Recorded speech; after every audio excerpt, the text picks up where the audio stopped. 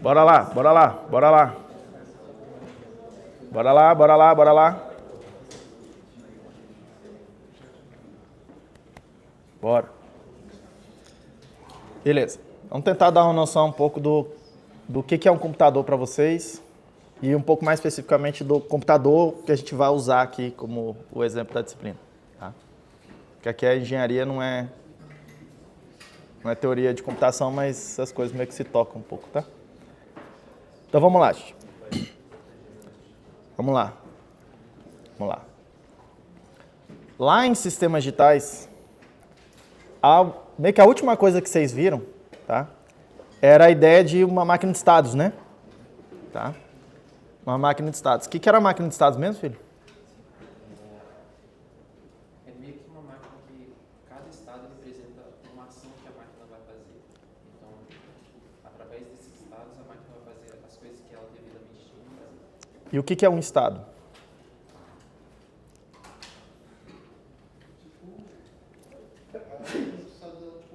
Armazena a configuração atual. Para poder decidir qual estado.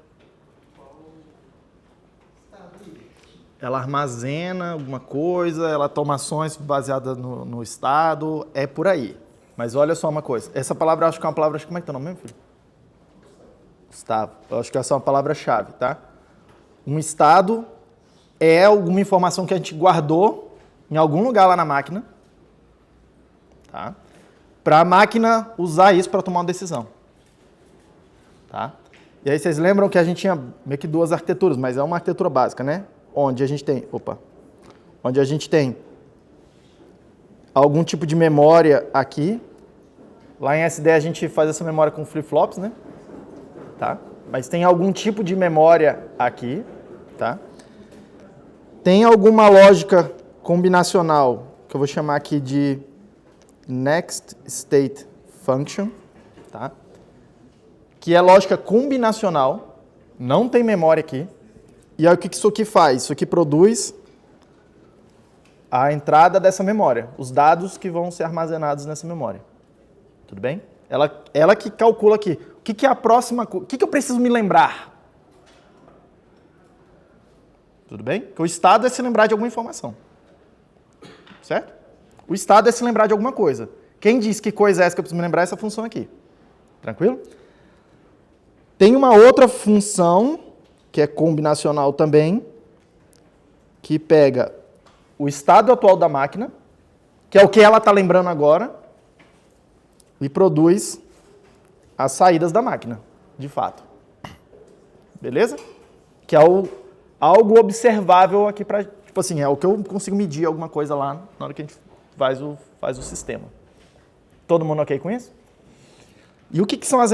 Aqui está bem óbvio, tá?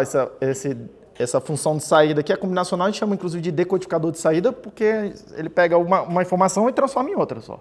Tipo assim, tá? Ele só está fazendo isso. O tchan da coisa vem nas entradas da primeira ali, da função de próximo estado, porque ela está lendo as entradas da máquina, de fato, as entradas da máquina, que é a informação que a máquina consegue obter do ambiente. Lembra aquela história de ter uma caixa preta, tem uma interface, tem entradas, tem saídas. As informações entram por meio da interface de entrada, que é essa entrada do lado de cá. Tá? E ela consegue observar qual é o estado atual da máquina para tomar a decisão. Todo mundo bem? Vocês lembram disso? Tá? Essa daqui em específico é a máquina de Moore, porque a saída é totalmente síncrona, certo? Só depende do estado atual da máquina. Tem uma vamos chamar assim, uma variação, que é a máquina de Mealy, onde a saída depende do estado atual e das entradas que eu estou vendo também na máquina. Aí a saída a gente meio que chama de assíncrona, porque mudou as entradas, mesmo se mudar de estado, eu posso estar mudando as saídas. Tudo bem? Mas para mim eu considero meio que uma variação. Gosto mais de pensar nesse modelo aqui. Todo mundo bem com isso, né? E, em princípio, isso aqui é a máquina de estados. Tá? Aí a gente modela isso aqui de várias formas, né? Uma das formas, assim, provavelmente vocês ficaram mais familiares, tá? era a ideia de ter um diagrama de estados, né?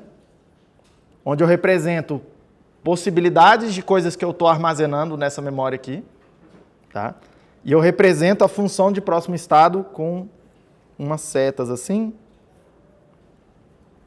Alguma coisa dessa natureza aí. Todo mundo lembra disso também, certo? Certo? Beleza. Daqui que vai nascer a coisa toda, tá? Porque olha só, por um lado, esse tipo de máquina, ela claramente tem memória, tá? O estado é memória da máquina. Ele está lembrando alguma coisa. Todo mundo bem? E ela usa essa informação para tomar decisões, tá? Só que aí, isso eu não vou fazer o tratamento formal e teórico aqui com vocês, tá? Vocês vão ver isso numa disciplina, eventualmente, quem for fazer aí, de teoria de computação. Onde vocês vão estudar o que essa coisa consegue fazer e o que essa coisa não consegue fazer, tá?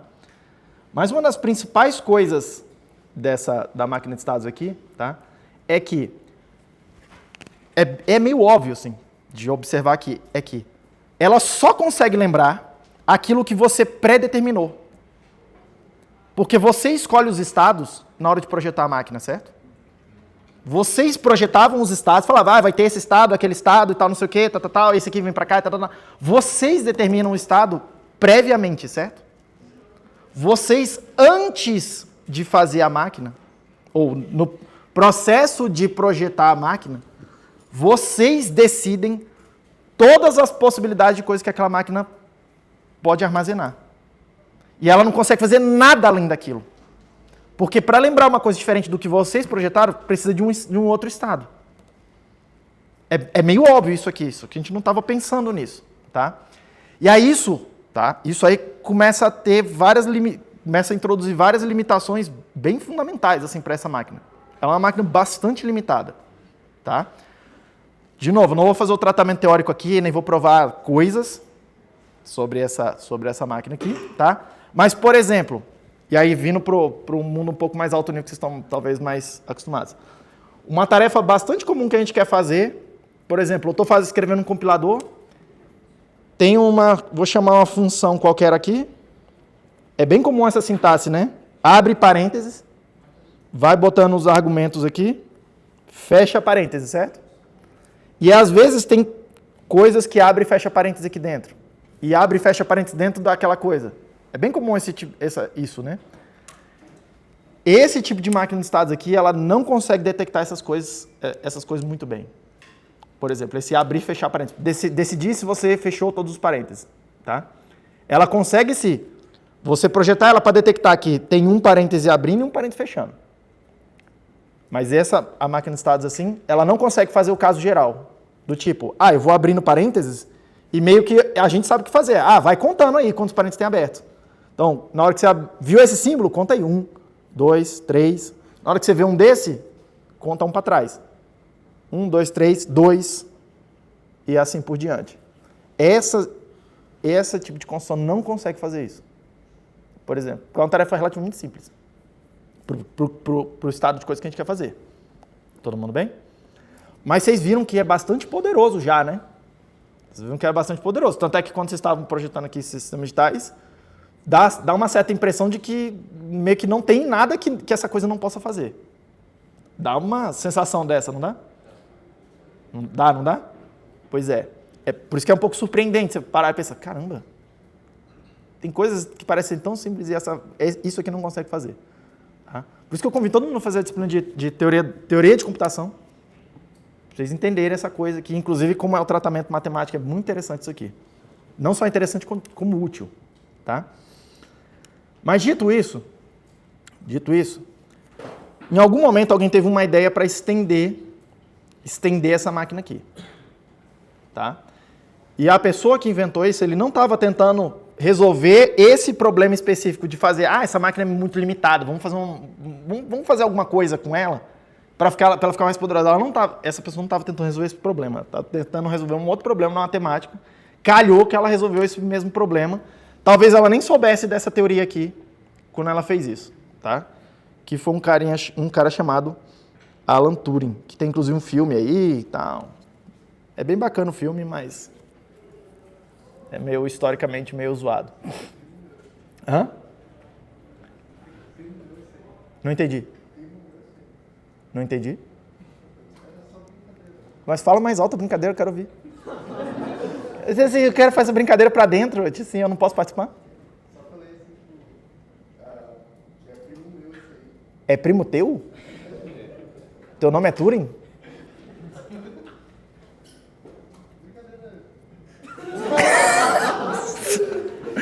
Você tá ligado que quando a brincadeira falha, às vezes é mais engraçado do que a piada em si, né? Que é o que tá acontecendo agora. Depois você me explica, eu não tô entendendo. Enfim, vamos seguir aqui. Vamos lá. Esse cara aqui, o que ele fez, tá? Ele estava tentando resolver um problema da matemática. Tem algum vídeo no meu canal aí que eu explico essa parada? Dá uma olhada lá, em alguma das aulas aí de, sei lá, acho que de introdução à engenharia. Procura lá, que tem alguma hora que eu falo lá de Alan Turing e tal, e o que ele fez. Ah, não, na aula de programação funcional. Na primeira ou segunda aula da playlist de programação funcional, de Haskell, procura lá no meu canal que eu falo, que eu mostro não exatamente, mas assim, com um pouco mais de detalhe o que o Alan Turing estava fazendo. Acho que é bem interessante vocês verem, tá? Inclusive o problema que ele estava tentando resolver. Mas como que ele resolveu isso? Aí já é a minha interpretação, tá? Ele pegou uma máquina de estados finita dessa daqui. Ele não chama assim, mas é o que é. Até porque, se você for olhar lá no paper dele, tem uma tabela, ele usa umas tabelas para descrever, que são exatamente as mesmas tabelas que a gente mostra para vocês, com uma certa variação, mas aquela que a gente chamou de tabela de transição de estados. Vocês vão se lembrar disso, tá? Ele usa essas tabelas para projetar as máquinas dele, tá? Então, assim, querendo ou não, ele está projetando uma máquina de estados, tá? Só que essa máquina de estados, ela tem acesso a uma outra estrutura, tá? Que ele chamou de fita. Que é uma outra memória. Você quer perguntar, filho?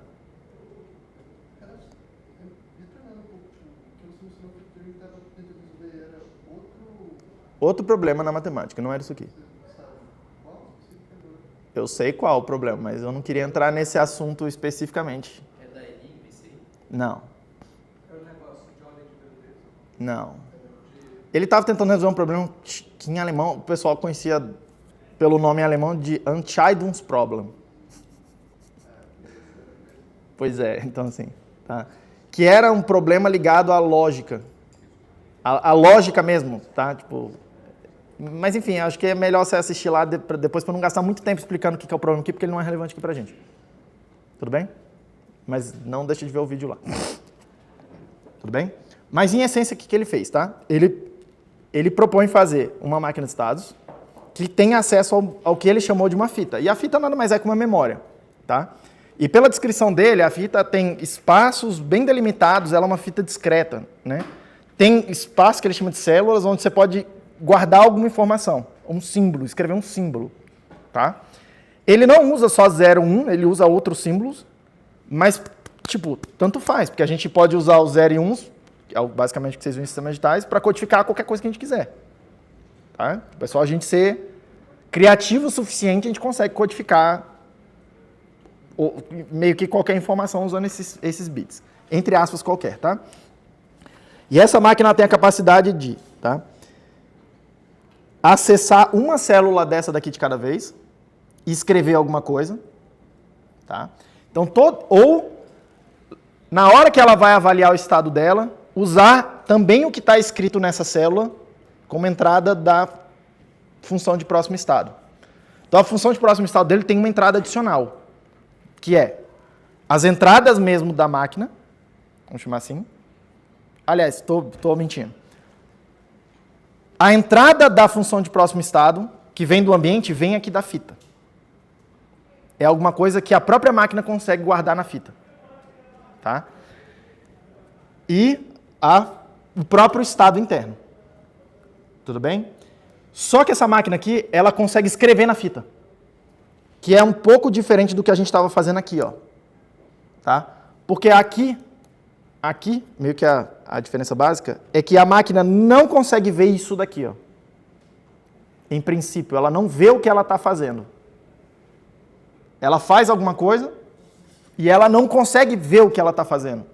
E parece meio bobo falar assim, tipo, como que ela não está vendo, professor, se ela que fez? Tá? Entra. Eu ia falar para dirigir de olho fechado, mas acho que não é uma boa ideia. É que nem aqueles funcionários antes de tipo, do terrorismo, essas paradas da Ford, que eles construíam os carros, mas eles só faziam aquilo. Eles não viam o produto final. Não é bem isso, é mais uma ideia de realimentação, que é, por exemplo, sai aqui, na hora que você for sair daqui, cada um pode tentar fazer esse experimento. Toma cuidado, tá? Em vez de você sair de olho aberto, fecha o olho e tenta sair da sala de olho fechado. Você sabe que você está fazendo alguma coisa. Você sabe que você está produzindo um movimento, você está se deslocando. Mas você não vê o que você está fazendo, você não consegue perceber o que você está fazendo. Tá vendo? Tem uma diferença muito grande se você começar a tentar andar de olho fechado entre o que você acha que está acontecendo e o que está acontecendo. Certo? Quando você tenta escrever aí no papel aí de olho fechado, no começo você começa a escrever em cima da linha, mas rapidamente, tipo, começa a ficar tudo zoado, sair da linha, né? Sair da pauta do papel. Sacou? Por quê? Porque você acha que você está fazendo uma coisa, você está produzindo alguma saída lá, mas você não consegue perceber o que você está fazendo. Você acha que você está fazendo uma coisa, mas você está fazendo outra. E você não consegue perceber. É a mesma coisa que com essa máquina. Ela produz uma saída, ela produz um efeito, mas ela mesma não consegue perceber o efeito. Por quê? Porque ela só consegue perceber o que aparece aqui, ó. E se essa coisa não vier para cá de alguma forma, ela não consegue perceber o que ela está fazendo. E usar isso para tomar uma decisão e corrigir alguma coisa. Tranquilo? E esse aqui que é o ponto-chave. Diga, filho. Mas isso não seria só resolvido por realimentar ele de novo? Simplesmente fazer o processamento do out e depois realimentar ele? Pois é, isso aí é bem mais complicado do que parece, porque como a máquina tem uma quantidade finita de estados, você precisa prever antecipadamente que estados são esses, você precisaria prever todas essas possibilidades do que a máquina pode estar acontecendo na saída dela e incluir isso no diagrama de estados. E aí essa é uma tarefa meio combinacional e ela é meio impossível, e mesmo se você tentando fazer isso daqui, é meio... É mais ou menos o que a máquina de Turing está tentando fazer, só que de um jeito um pouco mais esperto. Tudo bem? O que é o grande tchan da coisa então, tá? A máquina consegue botar um símbolo aqui. Lá na descrição dele tem uma cabeça, a máquina. Mas é simplesmente pensar que ela só consegue ler uma célulazinha de cada vez, ou escrever em uma célulazinha de cada vez, tá? E aí ela consegue ir escrevendo informações aqui.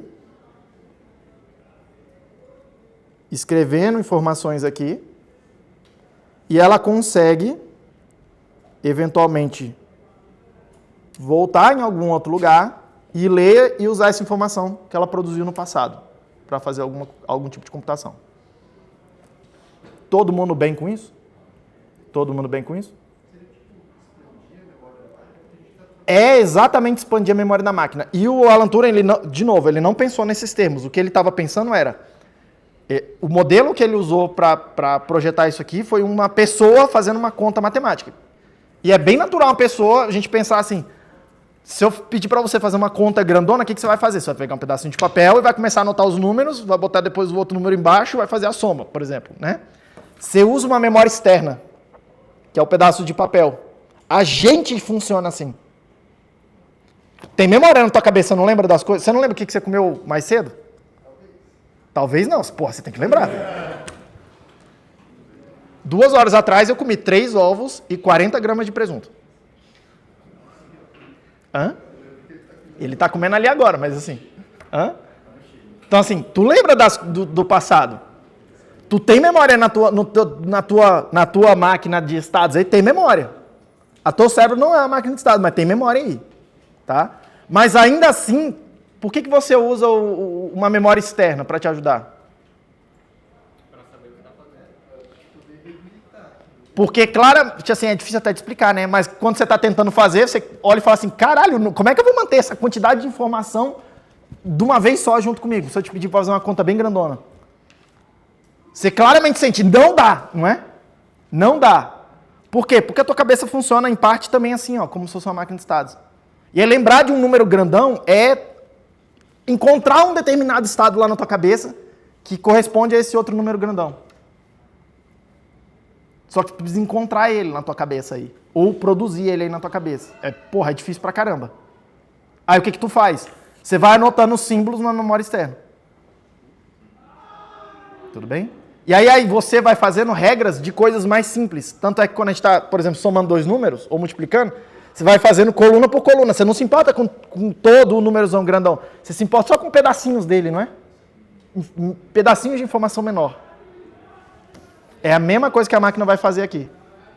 A máquina está tentando... O Alan Turing estava tentando inventar uma máquina teórica ainda que imita o que a gente faz. A gente, ser humano. Tudo bem? E aí ele mostra, é bem interessante, tá? Eu recomendo, tem um livro que chama Annotated Turing, de novo, só tem em inglês aí, tem que... Eu acho que esse é um dos livros que você não pode formar sem ter lido. Principalmente a molecada da área de computação, tá? O que esse livro faz? Ele lê com você o paper. Então tem uns 2 ou 3, tem uns 2 capítulos assim antes, explicando o contexto, o que ele estava tentando fazer. E aí tem parágrafo por parágrafo, está lá, parágrafo 1 do paper. Aliás, título, o título é esse aqui. Aí ele começa a te explicar o que é o título. Aí ele, parágrafo primeiro, tem lá o primeiro parágrafo, você lê o primeiro parágrafo. Aí tem lá páginas e páginas tentando explicar o que está escrito naquele primeiro parágrafo. E aí isso aí para todos os parágrafos do paper. Annotated Turing. Turing anotado. Esse livro aí, ó, da capa azul ali, ó, pega lá, colega. Eu acho que o nome do autor é Charles Petzold, não é? Charles Petzold. Um dos melhores livros que eu acho que todo mundo na computação devia ler. Beleza? Vamos lá. E aí o Turing mesmo lá no paper, ele mostra que isso aqui, ele mostra o poder dessa coisa aqui, tá? E hoje a gente tem uma certa definição, inclusive, vamos chamar assim, um certo consenso de que a resposta para a pergunta, o que é computação? Tá? Em boa medida, computação é o que essa máquina faz. Computação é o que essa coisa faz. Tudo bem? Por um lado, dá uma definição muito precisa, tá? Porque isso aqui é bem matemático, inclusive a descrição e tal, não sei o que, dessa coisa aí. Tá? É bem matemático, é bem formal, bem preciso. Você consegue calcular exatamente o que ela faz e o que ela não consegue fazer. Tá? Mas é uma descrição que eu chamo de operacional. Tá? Porque para entender alguma computação, você precisa ir lá e, vamos chamar assim, executar essa máquina. Você precisa ir lá, entregar a fita para a máquina, botar lá a lógica da máquina de estados dela e deixar ela executar a computação. E você olha a coisa acontecendo. Tudo bem? Isso dá uma certa limitação para essa coisa aqui. Mas de toda forma, tá? De toda forma. O que aconteceu depois disso? Isso aqui morou na matemática, isso aqui nos anos 30. Tá? 1930, não me lembro exatamente o ano, acho que é 1932 o paper. Tá? Por aí. Só que as pessoas estavam tentando fazer máquinas eletrônicas que faziam computação. Tá? E as pessoas já estavam tentando fazer isso. Nessa época do paper aqui já tinha computadores analógicos e tal. Eu vou até botar uns vídeos de como é que eram os computadores analógicos que o pessoal fazia, que é uma puta engenharia muito maneira. Muito maneira. O pessoal usava em navio e em avião para calcular a trajetória de míssil para onde é que você tem que atirar alguma coisa. Tá? Era bem maneiro mesmo. Só que isso aqui ainda ficou no mundo da matemática durante mais ou menos uns 10 anos, assim. Tá? Mas não é que, tipo, ninguém estava tentando fazer alguma coisa. Estava tentando fazer alguma coisa. Tá? Em algum momento, teve um outro cara, chamado John von Neumann, que ele era matemático, ele claramente conhecia o trabalho do Turing, porque ele fez comentários por escrito sobre o trabalho dele, então, e ele era um matemático mesmo. Tá? Só que ele era meio engenheiro também. Ele era meio daqueles caras que faz tudo, assim. Tá? Ele era considerado polímata, né, que o pessoal chama. Tipo assim, é meio que o cara que sabe de tudo. Sabe? Assim, é um dos últimos caras que foram considerados assim, cara que sabe de todas as áreas. Um especialista meio que em todas as áreas assim, do conhecimento. Tá? Tipo Leonardo da Vinci, assim. Que sabia tudo, meio que tudo o que tinha para saber. Sabe? Esse John von Neumann aqui, ele era meio assim. Tá? E dizia que ele era um puta fanfarrão, que bebia pra caramba, ia pras baladas, assim, tipo, fazer zoeira pra caramba. Mas enfim, tá? Você vê que... Hã? Talvez por isso que ele sabia de tudo, tá? Mas enfim. Esse cara foi contratado para ajudar a propor uma arquitetura para um determinado computador lá, que chama EDVAC, tá? E aí ele propôs, ele faz o projeto, é bem interessante ler o report, mas é bem chato, assim, tá? Mas, em essência, o que tem ali? Tem o projeto de uma máquina que hoje a gente chama de computador, tá? E esse projeto em essência, é exatamente o que a gente está fazendo até hoje. A gente só está repetindo aquela parada, tá? E ele inventou, tipo assim, quase tudo que a gente vai estudar aqui em Sysmic, basicamente ele inventou, assim, da parte essencial da coisa, tá? E o que é a proposta dele, tá? A proposta dele é ter, ele chamava de módulos, tá? Tem um primeiro módulo aqui que ele chama de unidade central de processamento, que em essência tem duas partes, tá? Tem uma parte de controle, que nada mais é do que uma máquina de estados, que vai determinar a lógica de funcionamento dessa coisa. Já vou mostrar que, em princípio, é muito simples a lógica, tá? Tem uma unidade lógico-aritmética, que é onde, de fato, acontecem soma, subtração, AND, OR, tipo, operações básicas da máquina. Tá? Tem uma unidade de memória.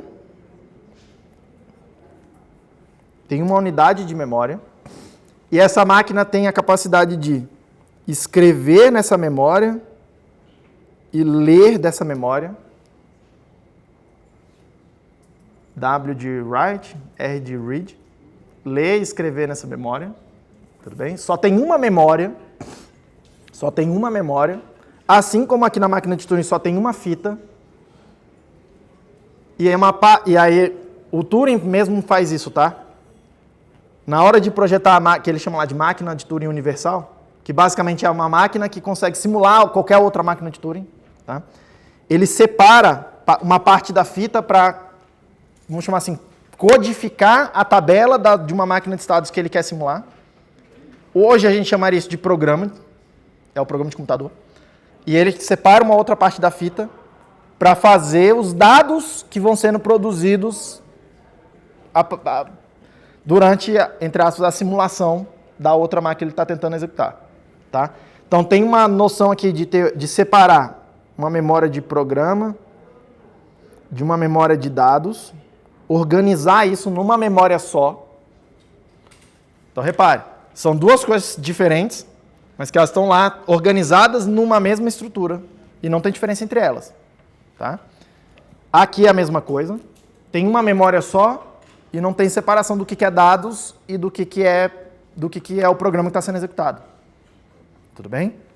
E aí isso confere um certo poder para a máquina, porque você para pensar que se não tem diferença para a máquina, não tem diferença entre dados e programa, enquanto a máquina está rodando um programa, ela pode ir lá em algum lugar que tem um programa e reescrever alguma coisa.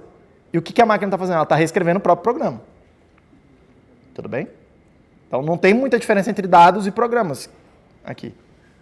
Tudo bem? Que é uma coisa que meio que se perdeu.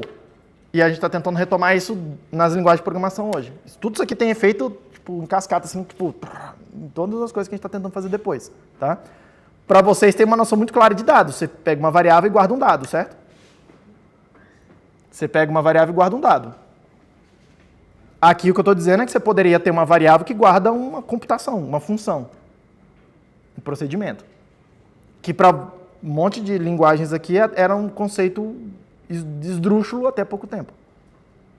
Tá? Mas, por exemplo, em C a gente vai ver, eu posso fazer um ponteiro para uma função. Que é meio que apontar para uma computação que precisa acontecer. Tudo bem? Ainda, ele propunha alguma coisa que ele chamava de unidade de entrada, que era para fornecer dados do lado de fora para dentro da máquina, e uma unidade de saída. E aí a gente chama isso aqui de arquitetura von Neumann até hoje. Tudo bem? E aí, em essência, o que esse tablet que está na minha frente, ele é assim?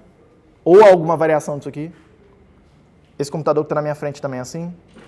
A canetinha que eu estou usando para escrever aqui na parada, ela é assim? O ar-condicionado ali deve ter um microcontrolador que funciona de alguma forma muito semelhante. Tá?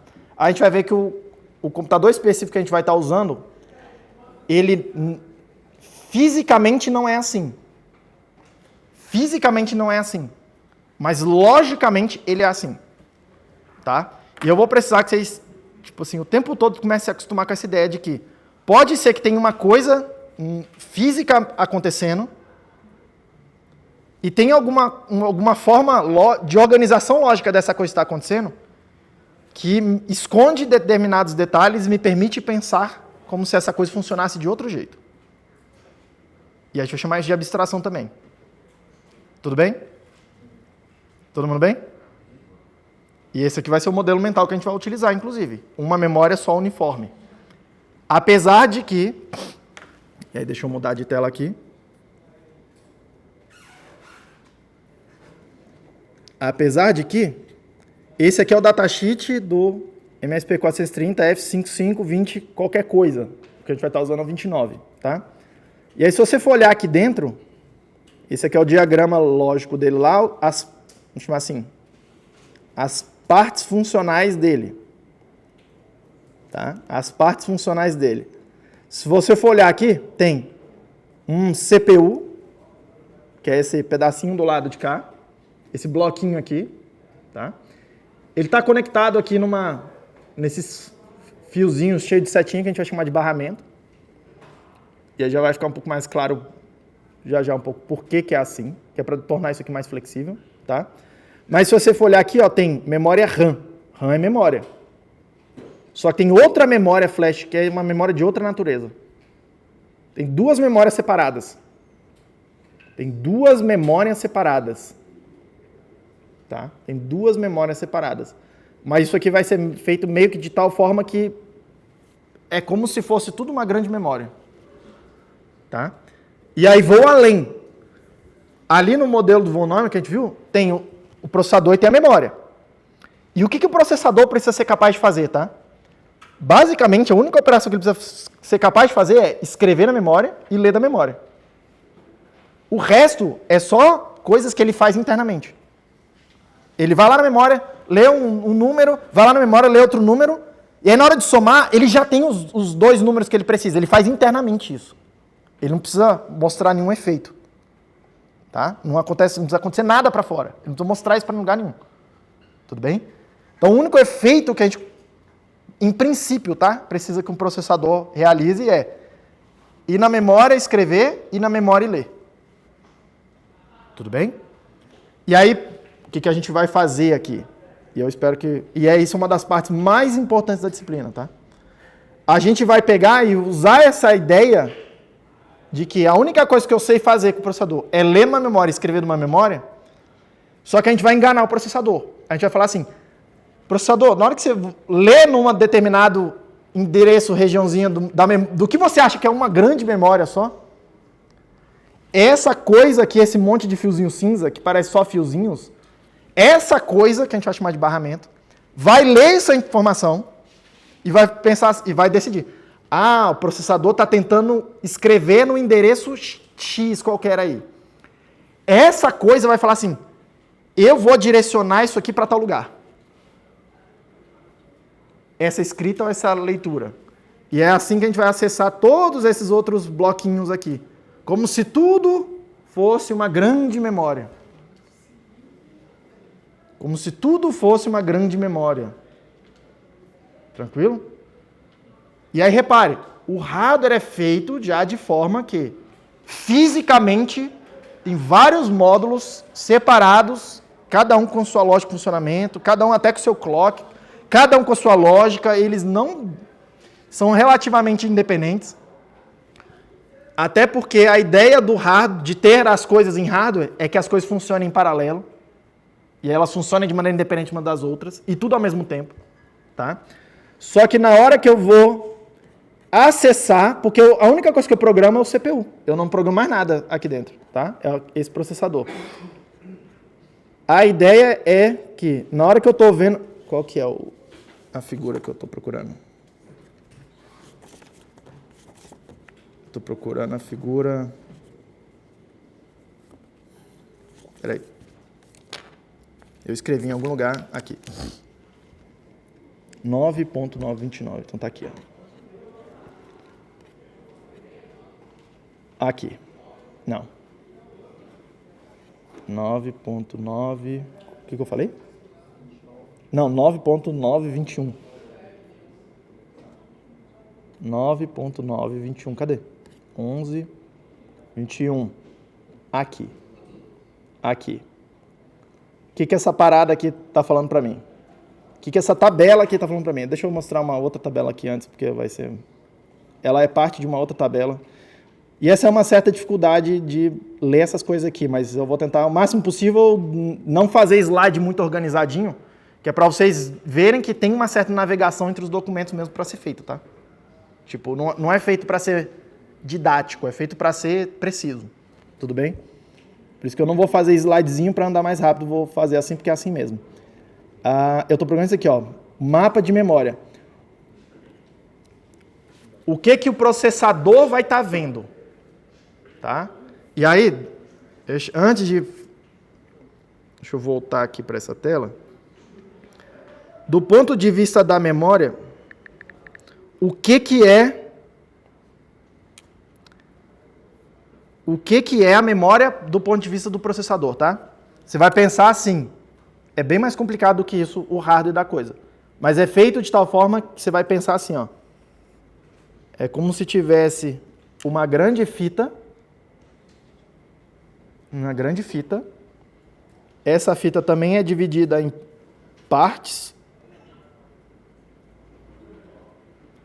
Tem algum lugar aqui que é o começo da fita, ao contrário da máquina de Turing, que a fita é infinita para os dois lados.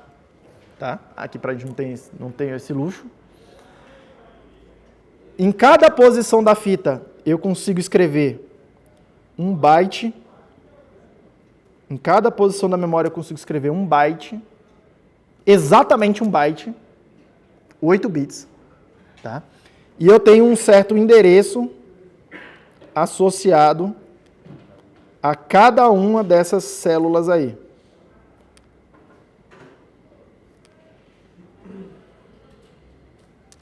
Cada uma dessas células vai ter um endereço.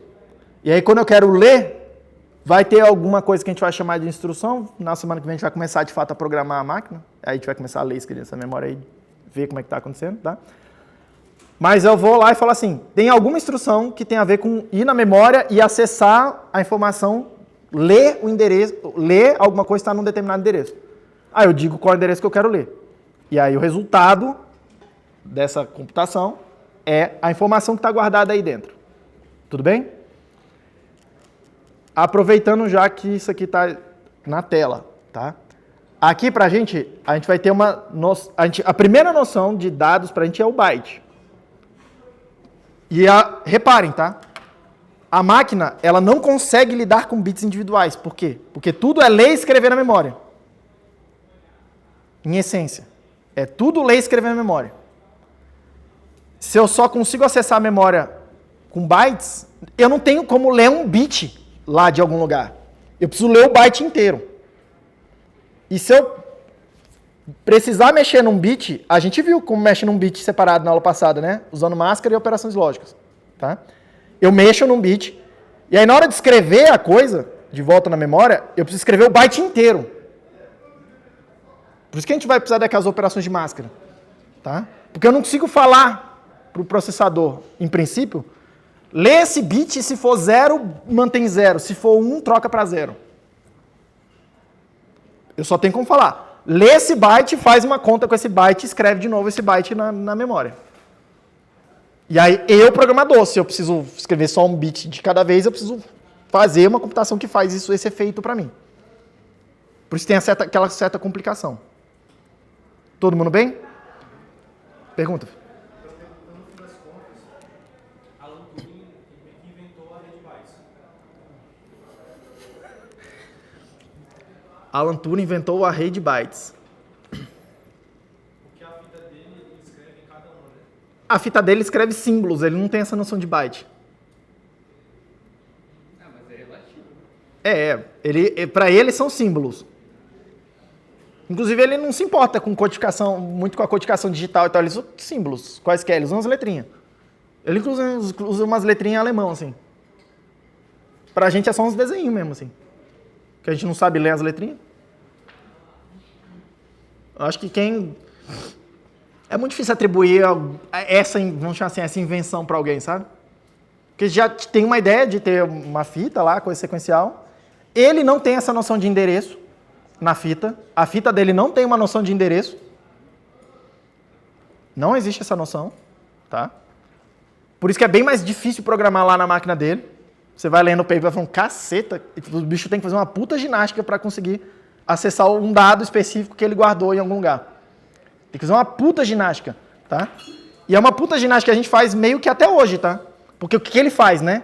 Ele escolhe determinados símbolos para serem terminadores. Para falar assim, na hora que eu estiver voltando para procurar alguma coisa, na hora que eu enxergar esse símbolo eu paro, quer dizer que é algum lugar de parada. Aí ele escolhe um símbolo específico para isso. Tá? Aí ele, na cabeça dele, fala assim, beleza, então tudo que estiver do lado direito disso é o que eu estou procurando. Tranquilo? Mas não tem endereçamento. Mas a gente faz isso em linguagem C, por exemplo, a string tem que ter um byte 0 no final. E como é que a gente sabe que a gente chegou no final da string? A gente vai olhando, na hora que chegar no 0 é porque eu cheguei no final. A gente não lida muito com os endereços dela aqui. Pelo menos a gente pode, mas a gente não, em princípio, não faz assim. Mas é bom fazer alguma abstração por cima para não precisar fazer isso. Por exemplo. Tudo bem? Que é o que Python faz, por exemplo, essas coisas tudo aí, tipo, faz tudo isso aí por baixo dos panos para você. Por isso que dizem que eu acho que é unsafe, né? Porque, por exemplo, se eu declarar um array de chave, por exemplo, de tamanho 70, eu mesmo assim posso normalmente acessar o índice 7000, por exemplo. Pode. Aí por isso aí Porque você, aqui em C pra gente, e em Assembly também, você vai ter acesso ao que você quiser, não tem diferença. A máquina não fica conferindo, isso aqui é... E você não devia estar escrevendo aí. Isso é problema seu, de criar uma lógica que te impede de fazer isso. Tudo bem? E é o que essas linguagens de mais alto nível estão tentando fazer, né? Criar um guardrail mental para você não conseguir fazer determinadas coisas. Tudo bem? Mas vamos lá, seguindo aqui ainda, tá? Seguindo aqui ainda. Só que tem o fato da gente ler e escrever bytes é muito limitante para a gente. Tá? Bytes são 8 bits. Quantas informações diferentes eu consigo guardar em 8 bits? 256. 256. Então vamos imaginar números. Se fossem 2 números, eu estou falando que vamos pensar números sem sinal. Eu estou dizendo que eu consigo guardar números de 0 a 255. E é tudo que existe lá no meu sistema. Tá? Pô, velho, mas é bastante limitado. Bem limitado. Por exemplo, tá? O ar-condicionado está ali atrás, tem um termostato, tem um sensor de temperatura, para dizer para ele a temperatura da coisa. E provavelmente esse sensor de temperatura é um sensor com mais de 8 bits. Quer dizer que na hora que ele produz uma informação, provavelmente já vem com mais de 8 bits. É bem comum ser de 10, 12 bits. Tá? E aí o que acontece? Porra, nessa lógica aqui, eu não consigo armazenar essa informação toda. O que eu preciso fazer? Eu preciso quebrar em duas partes, guardar uma parte numa janelinha dessa e outra parte numa outra janelinha. Certo? Todo mundo bem? Só que isso começa a ficar muito limitado, tá? Se eu tiver um processador de 8 bits, quer dizer que ele só processa bytes mesmo. Cara, eu preciso ficar vindo aqui fazer toda aquela lógica de... Vocês lembram lá em SD, quando tinha aquela lógica de... Vamos fazer um somador de 8 bits a partir de 4 bits? Vocês lembram que era um inferno de fazer aquilo? Tem que ficar indo com o carry, fazendo não sei o quê, aquela... Vocês lembram quando vocês fizeram um multiplicador de 8 bits a partir de 4 bits na prova? E aí vocês lembram que vira vira uma parada gigante, assim, que é tipo, tem trocentas coisas que você precisa fazer... Tem carry para tudo quanto é lado, você vira uma zona de fazer aquilo. Pois é, você precisa fazer aquilo aqui. Tá? A mesma coisa, você precisa fazer isso aqui. Aí alguém pensou, porra, a gente podia já deixar isso pronto, né? Pra a gente não precisar ficar aqui se fudendo de fazer no software toda hora. Tranquilo? E aí, isso foi sendo feito, tá? Esse processador específico que a gente vai lidar, ele é um processador de 16 bits. O que quer dizer isso? Tá? Que quando você vai lá na memória, esse processador específico, quando você vai lá na memória e lê alguma coisa, ele consegue ler 2 bytes de uma vez só. Você fala para ele, me dá o que está no endereço 00. Eu vou chamar de palavra, tá? O word, porque não é um byte mais. Nesse caso, a palavra dele é de 2 bytes. Me dá a palavra que está no endereço 00. O que ele faz? Ele vai lá no endereço 00 e lê a coisa, ele vai no endereço 01 e lê a coisa. Ao mesmo tempo assim, ó, de uma vez. E na hora que você vai fazer conta com isso lá dentro, a gente vai ver, ele entende que essas 2 bytes são uma coisa só de 16 bits, então se você estiver somando 2, ele já faz toda a soma para tudo 16 bits. E se você mandar escrever os 16 bits na memória, ele já vai lá e fala assim, ah, beleza, esse byte tem que ficar aqui e aquele byte tem que ficar ali. E ele guarda no lugar certo. Ele já acessa a memória também com essa noção de palavras. Todo mundo bem? Essa máquina específica que a gente vai estar tratando aqui, o MSP430, é uma máquina de 16 bits de dados. Eu já vou diferenciar porque que isso é importante. Os dados têm 16 bits, tá? E aí, muita atenção aqui agora, porque na semana que vem a gente vai começar a programar essa parada, vocês vão ficar me perguntando, professor, o que é esse B aí? O que é esse W aí? O B é de byte, W é de word, palavra. Tudo bem? Porque lá nas instruções, eu vou decidir se eu quero ler um byte ou uma palavra. Isso faz diferença, porque se eu estou lendo byte, eu estou lendo 8 bits. Se eu estou lendo uma palavra, eu estou lendo 16 bits. Tudo bem? E aí tem um detalhe aqui, que é extremamente importante, que influencia tudo depois que vai acontecer também, tá?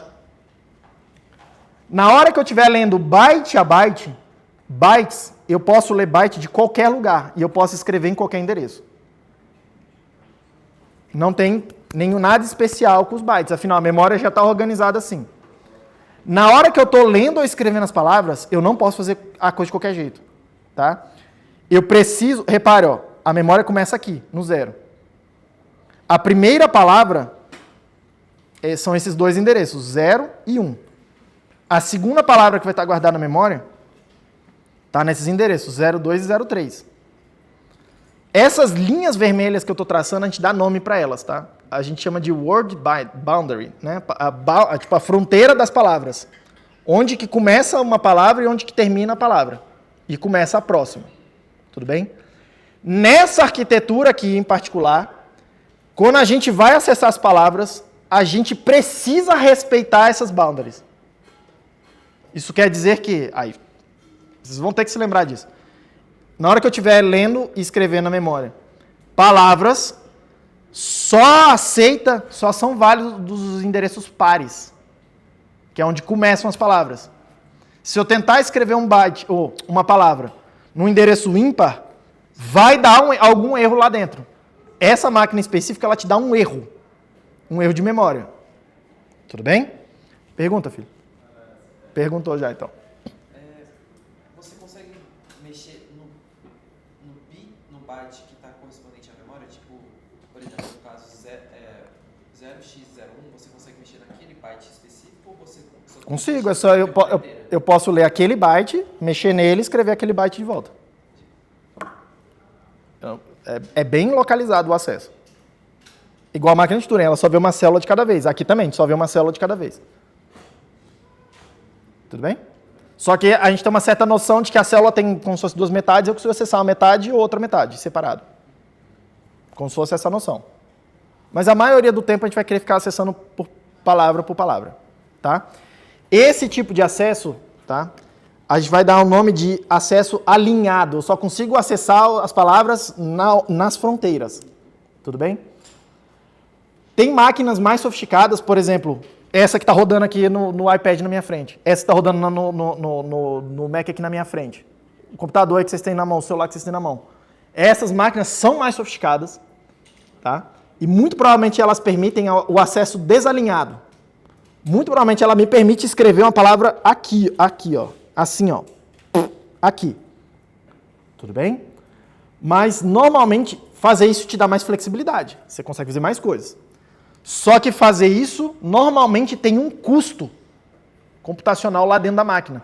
Fazer isso normalmente é bem mais lento do que fazer um acesso regular, um acesso alinhado.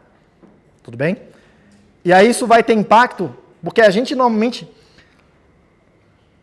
A gente não fica olhando muito assim, tá? Esses bytes assim, tão baixo nível. Mas às vezes a gente está programando algumas coisas, tipo, eu estou fazendo o driver desse negocinho que eu espetei aqui, ó.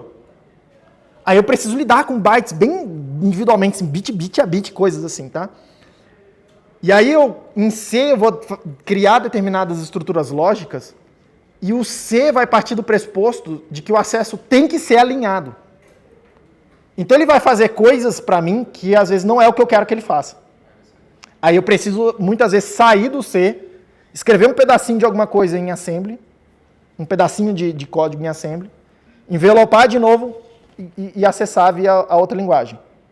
Às vezes isso acontece. Tudo bem? Diga.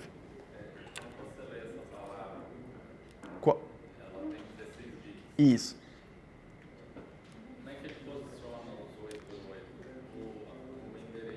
Excelente pergunta. Como é que é teu nome, filho? Pergunta do Thiago é a seguinte. Eu não sei dizer se é exatamente, mas acho que é essa, em essência. Tá? Vamos imaginar que eu quero escrever um determinado número aqui. 0x1234. Tem 16 bits aí, certo? Certo? Tem 4 coisas em hexadecimal, cada um tem 4 bits, 4 vezes 4, 16. Então tem 16 bits aí, certo? Beleza.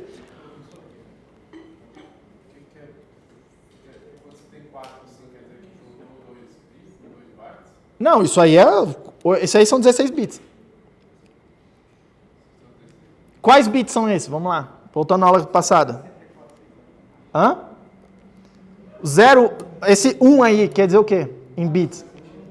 0001, certo? Não está escrito que é 0x00, 2x0x0. Não são só dois valores. Calma, não confunda os endereços. Não confunda os endereços com um dado, o dado. O endereço é alguma coisa que me diz onde na memória. O dado é o que eu vou escrever na memória. Mas cada número desses são 4 bits. Qual o número? Esse 0, 1, 2, 3, 4. Os endereços? O 1 são 4 bits, o 2 são outros 4 bits, o 3 são outros 4 Esses endereços aqui? Não o endereço. O número? Sim. Olha lá, em bits, se eu escrever em binário 1, 2, 3, 4 em hexadecimal, como é que fica? 0001. Como é que é o 2? 10. Como é que é o 3? 1. Como é que é o 4? Não. 0100. Isso, as duas coisas aqui são sinônimos, tá? Mas eles são separados, são vinculados em decimal. Como assim? Eu não estou entendendo a pergunta. Em decimal, o número 10 não é só 1 com 0 depois, é o 10. Não, o 10 em decimal é 1 e o 0 depois. É um do lado do 0. Se eu fizesse 10, 10, não ia ser só 10, 10. Você está confundindo.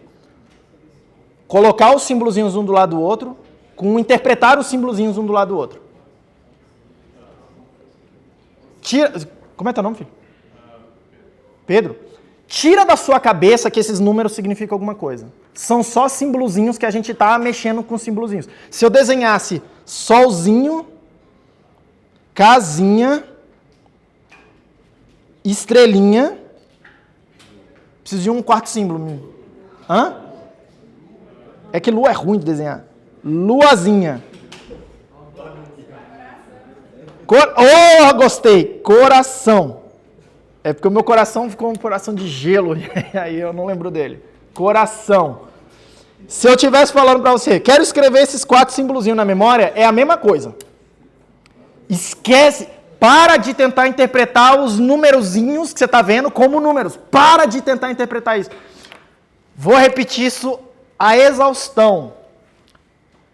Na hora que você está tentando entender o que a máquina faz, Para de tentar interpretar os símbolozinhos como números. São só símbolozinhos e letrinhas para lá e para cá. Elas não significam nada. Nada, nada, nada. Absolutamente nada. Elas vão significar depois alguma coisa para mim que estiver lendo ou escrevendo isso aqui num programa de computador. Mas para a máquina, elas não significam nada. São só letrinhas para lá e para cá. E eu chamo isso, inclusive na minha aula quando eu dou aula de programação mesmo, eu chamo isso aqui de o primeiro desafio do programador.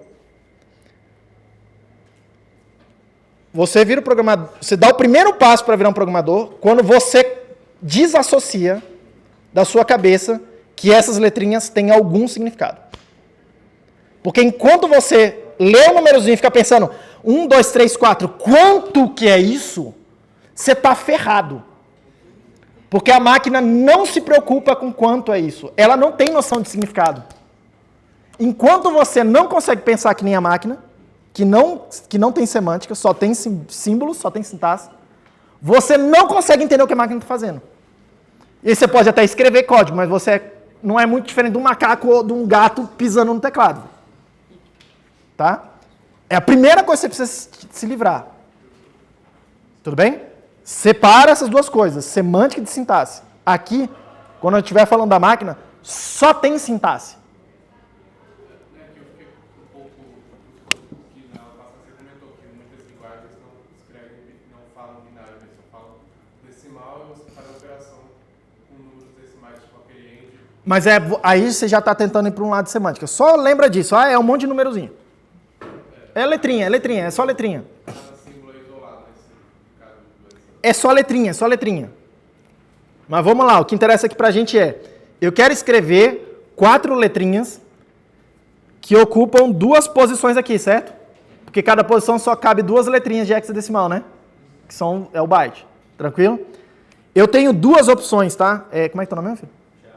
Eu tenho 2 opções, tá, Thiago? Em princípio. Deixa eu limpar um pouco isso aqui.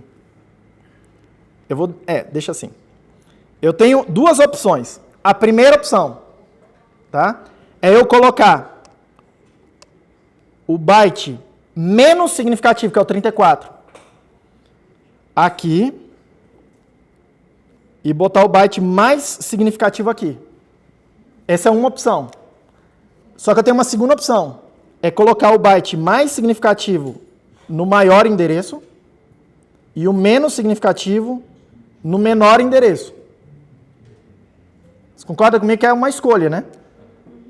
Calma. Você concorda comigo que eu tenho 2 escolhas aqui? Eu tenho que quebrar uma coisa em 2 partes. Eu posso botar a parte que vale menos mesmo na minha interpretação no endereço menor e a parte que vale mais no endereço maior. Ou eu posso fazer o contrário. Tranquilo? Isso aí tem nome e as 2 coisas são feitas. Assim. Não aqui nessa arquitetura, tá? Mas assim, para nosso desgosto, as 2 coisas você vai encontrar as 2 coisas por aí, tá? Como é que o MSP 430 faz? Tá? Ele usa essa codificação aqui, ó. Ele usa essa codificação. O pedaço do byte menos significativo no endereço menor. Tudo bem? E eu vou dar nome para esse tipo de codificação, porque isso é um código, tá? A gente chama isso aqui de Little Endian. Little Endian, tá? Quer dizer que o final da palavra, a parte menos significativa, está no endereço pequeno, no menor endereço. Já te passo a palavra. Todo mundo ok? Endian, de end, de final. Final é a parte que vale menos daquilo que você está tentando escrever. Aquilo vai ficar no endereço pequeno, no endereço menor. Que é o que está acontecendo aqui. Tudo bem? O outro caso, que é o contrário, que é a coisa que vale menos está no endereço maior, eu vou chamar isso aqui de Big Endian. Esse código aqui. Tudo bem? É a organização da memória. A máquina, quem projetou a máquina escolheu um desses e ela sempre faz assim. A ideia... Calma, só um segundo. A ideia... Oi? E o MSP 430 é Little Endian. Se eu não me engano, essas arquiteturas da Intel, x86, x64, também são Little Endian. Se eu não me engano, essas arquiteturas ARM, a maioria delas também são Little Endian. Tá? A maioria delas. É mais comum ver o Little Endian. Tá? Só que o Little Endian tem um problema prático aqui para os seres humanos. Ele faz muito sentido, tá? A coisa que vale menos fica no endereço menor. Logicamente, ele faz muito sentido. Só que para os seres humanos, para as ferramentas que a gente usa, isso aqui gera um certo inconveniente, tá? Por quê? Quando eu for ler a memória, eu vou mostrar semana que vem, porque eu vou mostrar a memória para vocês. A gente vai mostrar a memória na ordem da memória, na ordem dos endereços da memória, do menor para o maior. E aí, na hora que eu ler a memória do menor para o maior, o que vai estar escrito? Vai estar escrito 0x34 e depois 0x21. Nessa ordem. Quando eu mostrar da esquerda para a direita, o menor à esquerda e o maior à direita. Isso, 21 não, 12. Isso. Tu entendeu o problema? Na hora que eu estou pensando na organização lógica, eu fiz uma coisa que faz bastante sentido. A coisa que vale menos fica no endereço menor. Faz bastante sentido pensar assim. Só que na hora que eu for ler as coisas aí, várias vezes isso aqui vai aparecer na tela para mim ao contrário. Eu preciso estar ligado disso.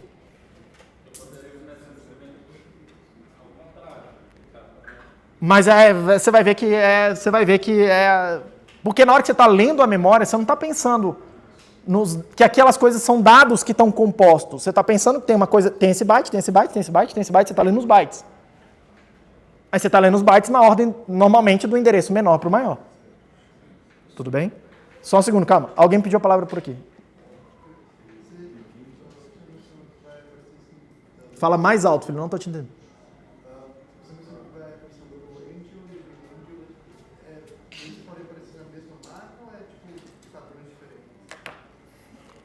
Normalmente, olha, o que eu tenho visto, tá? O que eu tenho visto. Eu nunca vi uma máquina que mistura as duas coisas.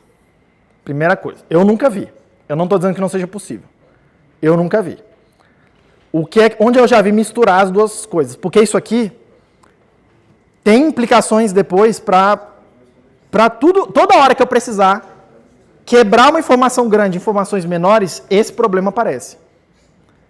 Por exemplo, eu preciso pegar uma informação bem grande, sei lá, de 4 bytes, e mandar 1 byte de cada vez num canal de comunicação, por exemplo, numa rede. Aí eu preciso pensar, eu vou mandar primeiro os menos significativos, se eu estiver fazendo isso é Little Endian, ou eu vou mandar primeiro os mais significativos. Entendeu? Eu tenho uma coisa dividida em 4 partes e eu quero mandar na sequência. Eu mando primeiro esse, depois esse, depois esse, depois esse. Isso é Little Endian. Eu mando esse, depois esse, depois esse, depois esse. Isso é Big Endian. Eu já vi protocolo de comunicação que misturam os dois. Ora faz Big e ora faz Little. Aí é meio confuso, porque você precisa saber quando que é quando. Mas não é uma máquina específica que faz isso, percebe? São certo protocolo que decide, sei lá por quê. Te dou um exemplo de protocolo que mistura um pouco essa coisa aqui, tá? Já ouviu falar de Bitcoin? Bitcoin é um protocolo de comunicação que tem, na hora de transmitir as coisas na rede, tá? Parte em algumas situações as coisas vão Little Endian, tem que codificar elas Little Endian os bytes para mandar. Tem outras situações que é Big Endian as mensagens. Na hora de ler, você precisa saber a ordem que está vindo. Você precisa saber a ordem. Calma, gente, não leva o nível de ruído, não. Tudo bem? Você precisa saber o que você está fazendo. Todo mundo bem? Espera aí, alguém ia perguntar aqui. Espera! Só complementando a dúvida dele, é por segurança isso daí? De Big Endian para Bitcoin, por exemplo? Não, eu acho que... Não, eu acho que é tipo... Eu acho que é tipo a preferência pessoal de alguém que fez uma parte do sistema. É mais caótico do que parece. Vamos para a próxima. Não, ainda temos uma última dúvida. Little Endian. Mas os atuais? Os atuais como? O que é os atuais? Não sei. Processadores atuais. Tem máquinas atuais que são Little Endian, tem máquinas atuais que são Big Endian. Tem as duas coisas por aí. Segue um padrão. Segue dois padrões, ou é Little Endian ou é Big Endian. Você precisa saber qual é. Você precisa ir lá no manual daquela máquina, Isso aqui é parte da especificação da arquitetura do computador, do processador. Você precisa ir lá e ver, é Little Endian ou Big Endian? E aí reagir de acordo com isso. Calma aí, só um segundo. Alguém tinha aqui? Fala, Fred. Não sei se é pelo mas nesse papel de Little Endian, será que é por isso que em assembly, pelo menos em x86, quando a gente faz, por exemplo, um programa que a gente quer escrever de fato uma string, a gente tem que fazer ela de trás para frente? Não sei do que você está falando. Complementando a pergunta se o Bitcoin é negócio de segurança, teoricamente sim, porém no próprio chaveamento dos bits ele vem informando, de acordo com o chaveamento, se é livre ou se é Big Endian. Então logo... Você precisa saber, Idiota. Assim, você precisa saber. Você precisa saber, só é meio confuso mesmo. Alguém mais aqui em cima, não? Pergunta aí. Pergunta. Essa arquitetura é específica do MSP? Qual arquitetura? Não, estou dizendo que o MSP 430 usa essa codificação. MSP 430 é o nome de uma arquitetura, não é o nome de um chip específico. Toda a coisa que você chamar de MSP 430 usa essa codificação. Então, assim, a parte do assembly do MSP 430F2 blá blá não é diferente daquele que é X2 blá blá que O assembly do MSP 430F é diferente do assembly do 430G, alguma coisa? Eu não sei dizer nesses dois casos específicos se é diferente ou não, mas é porque pode ser que seja, calma gente, pode ser que seja diferente, por quê? Porque tem uma primeira arquitetura que chama MSP 430, que é um pouco mais antiga. Acho que ela, eu não lembro de que ano que é essa coisa aí, mas eu acho que era até 2005, era a única arquitetura que a Texas tinha. Aí eu acho que em 2005, 2006, eles introduziram uma nova arquitetura que chama MSP 430 V2. Tá? Ou que eles chamam internamente de CPU-X. É só uma versão 2 da coisa. Essa versão 2 faz tudo o que a versão anterior fazia, mas ela tem mais instruções e ela muda algumas coisas, mas isso aqui é igual nas duas. Tá? Mas você precisa ir lá ver o manual específico daquele chip específico para ver qual arquitetura que você está lidando, se estiver mexendo com assembly direto. Professor, isso aqui qual a diferença de x86 para x64? Pera, sua pergunta foi qual a diferença de x86 para x84? Isso é tipo, que nem você tem a diferença de x86 e x64 com a 32 ou 64. Só que 64 faz tudo que o 32 faz? Mais ou menos isso. Porque a Intel que se preocupa com compatibilidade com as arquiteturas passadas. Deixa eu ir fazer uma tangente aqui, separa, porque talvez seja interessante. Tá? A gente vai estar tratando um processador de 16 bits. Mas até pouco tempo atrás, assim, até uns anos atrás, a maioria dos processadores de uso geral que a gente tinha no computador mesmo, pessoal, era de 32 bits. O que quer dizer?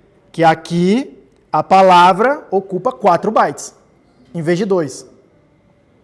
Aí tem o mesmo problema de Little Endian e Big Endian, tá? Só tem duas opções, tá? Ninguém faz misturando as coisas. Tipo, ou é essa lógica de a coisa menor no endereço menor, ou a coisa que vale menos no endereço maior. E aí você vai seguindo na sequência. A Intel, nessa área específica de computação de uso geral, tá? Ela que deu o passo da arquitetura durante muitos anos, assim, tá? A primeira arquitetura que ela lançou lá foi de um chip que chama 4004, que era um processador de 4 bits. Aí depois ela lançou uma outra arquitetura de 8 bits. Só que ela manteve compatibilidade com as instruções do passado. Tá? Não lembro como é que é o nome desse de 8 bits aqui. Depois ela lançou uma arquitetura de 16 bits, que mantém a compatibilidade com as duas arquiteturas do passado. Depois ela lançou a arquitetura de 32 bits, que é o que a gente chama de x86. Porque veio aqui de 16 bits, se eu não me engano, o processador que lançou isso, posso estar enganado, chamava 186. Aí teve o 286 e, se eu não me engano, o 386 foi o primeiro de 32 bits. Alguma coisa por aí. Mas você repare, esse x86 passou a significar essa arquitetura específica de 32 bits da Intel. Só que essa arquitetura, ela mantém compatibilidade com todas as outras do passado. Isso quer dizer que se eu pegar código lá dos anos 60, 70 e botar para rodar aqui, vai rodar. É tipo assim, é bem impressionante isso, tá? Só que isso aumenta pra caralho a complexidade do design do negócio. Você pode imaginar, tá? Por quê? Porque aí eu preciso ter instruções que acessam palavras de 32, instruções que acessam palavras de 16, instruções que acessam palavras de 8 e instruções que acessam nibbles, né? Coisa de 4 bits. Começa a ficar bem complicada a parada. Tudo bem? Mais ou menos, teve uma época que a Intel lançou aquela linha Core qualquer coisa, que foi antes dessa linha atual, que eles chamam de i alguma coisa, i3, Core, era tipo Core 2 Duo, Core 2 qualquer coisa, tinha essa nomenclatura, né? Ali a Intel começou a ter muita dificuldade de financeira mesmo, assim, de manter o passo da coisa, tá? Aí a AMD lançou uma arquitetura de 64 bits. Onde a palavra que você guarda lá, que você acessa e que você escreve, tem 64 bits. São 8 bytes, uma vez só, tá? Só que ela fez de tal forma que mantinha compatibilidade com as arquiteturas anteriores da Intel. Tá? Isso é uma forma do cara poder introduzir um hardware novo sem ter que se reescrever o software todo. Porque se você parar para pensar, porra, eu não vou comprar hardware se eu tiver que comprar todos os meus softwares de novo, refazer a porra toda. Entendeu? Então, manteve. Aí a gente chama isso aqui de x64. É isso que a gente chama de x64 hoje. Tá? Aí, junto com isso aqui, a Intel foi lançando várias extensões dessas arquiteturas dela aqui. O x86 tem instruções lá que chama MMD, multimídia, blá, blá, blá. Tem extensões aqui que chama MMX, multimídia qualquer coisa. Aí tem MMX versão 1, versão 2, versão 3. São várias instruções novas que os caras foram botando em cima disso aqui. Tem, hoje, instruções que a gente chama de SIMD, que são instruções vetoriais e tal. É bem interessante, que é você fazer uma coisa de 64 bits, mas interpretar cada partezinha interna como se fossem palavras menores. E aí fazer tudo numa vez em paralelo. Tá? Tem AVX, tem um monte dessas extensões. 512 é exatamente isso, só que para 512 bits. E, então, tem várias dessas extensões que foram sendo colocadas aí e tal, não sei o quê, tá? Em paralelo com isso aqui, tá? Teve uma outra linha de uma outra empresa que chama ARM. Se eu não me engano, eles começaram fazendo coisas de 8 bits, acho que nos anos 80 também, tá? E hoje eles têm arquiteturas que são incompatíveis com da Intel, quer dizer que tem outras instruções, outra organização de memória. Se você tentar rodar software de uma na outra não roda, tem que recompilar, tem que reescrever a coisa, tá? Mas teve uma outra linha aqui. E como a ARM tem menos preocupação com manter a compatibilidade com as coisas que ela fez no passado, tá? Eles conseguem otimizar mais a arquitetura quando eles lançam a arquitetura nova. Por isso que hoje meio que tudo é meio ARM, assim, né? A impressão que a gente tem que, tipo, porra, o back que você tá na tua frente deve ser ARM. O que eu tenho aqui é ARM. Uma hora você vai pegar a coisa boa. Inclusive, eu falei sobre isso, mesmo você usando o Mac em ARM, você tem o Rosetta lá. Mas é uma solução de software que faz uma camada de abstração. Para traduzir instruções de uma coisa para outra. É uma máquina virtual. Todo mundo bem com isso? Pergunta. Tem uma coisa que eu não tô entendendo. Tá. Nessa diferença de Big End, Aham. o Little End é de ordem de importância, não é? Como assim? Little Endian significa assim, a parte menos significativa, o byte menos significativo, eu vou guardar no endereço menor. Sim, e o de baixo é o valor do bit. Como assim o valor do bit? Tipo, o 00 até o 4. Nessa o de baixo. maior no maior. Não. Olha de novo aqui. O bit mais significativo, o byte mais significativo é 12. Ele ficou no endereço menor aqui, ó. Mas não é pelo tamanho, sim pelo... Não é pelo tamanho, é pela posição lógica. Ah, sim. Lembra do sistema posicional? As coisas que estão à esquerda valem mais do que as coisas que estão à direita. Quando você vai interpretar o número, não é? É disso que eu estou falando. Obrigada. Não é a quantidade que aquilo significa. É aquela posição é mais significativa ou é menos significativa? É porque eu tinha pensado ao contrário. Isso. Não tem nada a ver com... Como é que vai saber a ordem? Né? Exato. Não tem nada a ver com a quanto vale aquele 12 e quanto vale o 34. Eu escrevi 1, 2, 3, 4 aqui para ficar bem claro a ordem com que eles aparecem na palavra original. Tudo bem? Todo mundo ok agora com isso? Todo mundo entendeu o que é Little Endian, né? Eu vou escrever... Little Endian é escrever o byte menos significativo no endereço mais baixo. Não tem nenhum segredo, tá? Mas vai gerar confusão, pode acreditar em mim.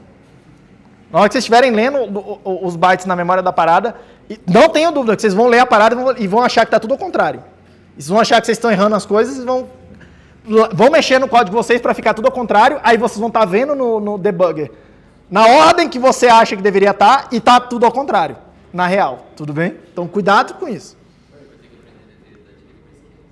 É bom aprender a ler da direita para a esquerda. E o pior é aprender a ler da direita para a esquerda meio que ao contrário, porque em vez de você ler 1, 2, 3, 4, você vai precisar aprender a ler 1, 2, 3, 4, assim. Da direita para a esquerda, mas dentro do byte está na ordem que você espera. Tá? Mas enfim, vamos lá, segue o baile aqui. Professor, mas todos os computadores eles guardam, tipo, uma letra com 8 bits mesmo? Como assim uma letra? O que é uma letra? Hã? Ele sempre guarda um byte com 8 bits. Um byte significa... Um byte é 8 bits. Mas, é porque assim, por exemplo... Deixa eu ver se a sua pergunta é essa. Professor, todas as memórias de todos os computadores são organizadas em bytes? Cada endereço é sempre um byte? Essa é a pergunta? É porque, tipo, sei lá, o computador tem 64 bits, eu pensei que A memória também é organizada em bytes. então seria Cada endereço um byte. Mas não precisa ser assim, mas é a coisa mais comum, é assim. Cada endereço da memória está organizado em bytes. Isso não... presta atenção aqui numa coisa. Gente. Isso não quer dizer... calma. Como é teu nome, filho? Tiago, isso é uma organização lógica. Isso é como a gente pensa na memória. Isso não quer dizer que a memória seja fisicamente assim. Vou repetir. Isso aqui é a organização lógica da memória. Tem mecanismos que me permitem acessar byte a byte. Cada endereço, um byte. Mas isso não quer dizer que a memória seja assim. Eu não sei como é a memória desse chip aí específico, o MSP400 que a gente vai lidar. Eu, pessoalmente, se eu estivesse lidando com isso, eu faria uma memória que é organizada em palavra de 16. Cada coisa já acessa 16 uma vez. O barramento tem 16, mas o que eu quero dizer é, eu não faria uma memória onde eu preciso ir lá pegar o primeiro byte e mandar, depois pegar o segundo byte e mandar. Eu faria uma memória que eu dou o endereço para ela, já me dá 16 bits de uma vez. E o processador lá reorganiza se precisar. Por exemplo, joga fora um byte se ele não precisar de um byte. Entendeu? Eu faria assim. Só que isso é a parte de implementação física. Eu não estou lidando aqui com a implementação física da máquina. Eu estou lidando com a organização lógica da máquina. A máquina é feita de tal forma, de uma forma X, mas que quando eu vou interagir com ela, esse é o modelo mental que eu preciso usar para pensar naquilo. Vou repetir isso porque isso é uma coisa altamente... Assim, cara, eu leio uma maior quantidade de bullshit que eu leio de gente inteligente, de gente que não conseguiu entender que o modelo lógico não tem nada a ver com o modelo físico da máquina. O hardware físico não tem nada a ver, em princípio, com isso aqui. Pode ser que ele seja assim? Sim. Mas pode ser que ele seja uma coisa completamente doida, mas que me dá mecanismos de interagir com ele. É uma caixa preta. Eu tenho coisas que eu boto lá, ele produz saídas para mim. O que acontece lá dentro não me interessa. Como ele faz não me interessa. Como que esse hardware faz não me interessa. Me interessa que quando eu arrastar para cima ele faz alguma coisa. Sacou? Mesma coisa. Caixa preta. O que a gente está lidando aqui é de um modelo lógico, um modelo mental. Como é que a gente pensa na coisa? Beleza? Todo mundo bem? Não é como se não tivesse relação nenhuma com a forma como o hardware é de fato feito fisicamente, tá? Mas, de novo, é uma abstração isso aqui. Todo mundo bem? Todo mundo bem? Tá. Aí eu estava mostrando então para vocês o seguinte. Eu fiz essa tangente para mostrar essa tabela para vocês. Porque o que eu estou falando? O que a gente vai programar é o processador, tá? Só o processador. É a única coisa que a gente consegue falar com alguma coisa ali é com o processador. É onde eu escrevo código e ele executa o meu programa. Faz alguma coisa que eu mandei, tá? Esse processador está vendo uma memória. Para ele, tem uma grande memória ligada nele.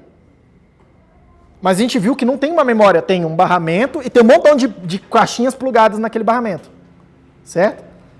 O processador está vendo uma grande memória. O barramento, a coisa física, o que está fazendo? Está lendo o que o processador está tentando acessar na memória e direcionando. Não, isso é para cá, isso é para lá, isso é não sei aonde. Tá? E aí tem uma certa tabela, que a gente chama de tabela de tradução de endereços. Tá? Ou mapa de memória, que é uma tabela que cada chip tem uma sua tabela, tá? Tem que ir lá e saber a tabela do chip que você estiver usando. Que diz para mim para onde vão os dados. Tá? Então, por exemplo, ele fala assim para mim, ó, nessa tabela aqui do MSV 430 a F5529, especificamente. Ó, os endereços 000, ó, 00000, quantos bits tem aí? 00000. Quantos bits tem aí? 20. Beleza? Tem 5 letrinhas em hexadecimal. A anotação dele aqui é H para indicar que está em hexadecimal. Então, você acostuma, é o que eu estou fazendo como 0x alguma coisa. Tem 5 letrinhas, são 20 bits, né? Isso aqui, lendo isso aqui, você já precisa parar e olhar assim. Quer dizer que o endereçamento usa mais de 16 bits. Usa 20. Nessa máquina específica. Por que eu faria isso? Por que eu faria isso? Capacidade de quê? Hã? Não necessariamente de armazenamento. Mas para aumentar minha capacidade de acessar a memória, eu vou ter mais endereços, certo? Quantos endereços eu tenho com 16 bits? Quantos endereços eu tenho com 16 bits? 2 elevado a 16, certo? Essa quantidade aí, ó, 65.536. Calma, Porque o quê? Porque alguém escolheu 20. Calma. Não, você está confundindo. Já vou te explicar o que você está confundindo. Só um segundo, calma. Se fosse 16 bits de endereço, quer dizer que a minha memória pode ter no máximo 64 kilobytes. 64 kilobytes de memória. É isso que está escrito aí. Tudo bem? Professor, é 65 mil. Por que você está chamando de 64? Porque a gente vai usar a notação binária aqui na coisa. A potência de 2 mais próxima de 1000 é 1024. Se você dividir isso por 1024, vai dar 64. 64 kilobytes. O quilo aqui pra gente significa 1024 e não 1000, tá? Mas vamos por partes aqui. Se eu faço 20... calma. Muita calma nessa hora aqui agora, porque o que eu vou fazer, eu não vou fazer 2 elevado a 20, tá? Mas olha só. 16 bits me dá essa quantidade aí. Esse espaço de endereçamento. Quer dizer que o máximo de memória que eu poderia ter ali é 64K bytes. Se eu botar 1 bit a mais, quanto que aumenta esse número? dobra, não é? Se eu botar um bit a mais, vai para esse tanto aí. 17 bits. Se eu botar mais um bit, dobra de novo, não é? Se eu botar mais um bit, dobra de novo. Se eu botar mais um bit, dobra de novo. Um bit de endereço. Vocês estão confundindo o que está guardado na memória com como que eu acesso a memória. Cada memória tem um númerozinho associado, um endereçozinho dela, o número que está na porta da casa. O que está dentro da casa é um byte. O número que está na frente da casa, aqui pra gente são 20 bits. É isso que eu estou falando. Calma. 20 bits dividido por 1024 dá 1024. Dividido por 1024 dá 1 megabyte. Que é 1000 vezes mais do que, sei lá, várias vezes mais do que 64, 16 vezes mais do que 64 kilobytes, né? Todo mundo tá vendo? É muito mais memória que eu posso endereçar. Tá? Por que eu não faço então, professor, 32 bits logo? Para ficar na coisa de byte com byte, tá, não sei o quê. Porque aí com 32 bits eu consigo endereçar 64 GB de memória. Desculpa, perdão, 4 GB de memória. Só que para esse tipo de hardware que a gente está fazendo, nunca vai ter essa quantidade de memória. 4 GB é muita memória. Só que para pensar, nessa máquina que está na minha frente, 4 GB não é nada hoje em dia. Nem nessa daqui, 4 GB é uma piada de memória no celular, né? Assim, é uma piada hoje em dia. Aí o que a gente faz? Faz o endereçamento com mais memória, com mais bits também, tá? Hoje em dia esses endereçamentos aí são de 64 bits. Tudo bem? 64 bits endereça a quantidade de memória tão colossal, mas tão colossal, que assim, é estúpido, tá? Eu não sei nem se essa calculadora vai calcular. 2 elevado a 64. É esse número aí, ó. Repara, tá? É 10 a 19. É um número monstruosamente grande isso aí. Isso é muito mais do que peta, velho. Isso é um número muito colossal, cara. Tá? Isso é um número muito grande mesmo. Assim. Isso aí é um negócio estúpido. Para botar numa máquina só. Quê?